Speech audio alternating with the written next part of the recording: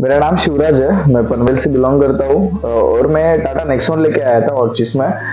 मेरे को steering rap और सीट कवर डलवाने थे और जैसा मेरे को चाहिए था वैसा काम यहाँ से मिला मिला है। और थैंक यू सो मच ऑर्चिस की बहुत शानदार काम करके देने के लिए। जैसे मैंने डिजाइन दिखाया वैसे सेम टू सेम बना के दिया। Very much satisfied. Thank you so much.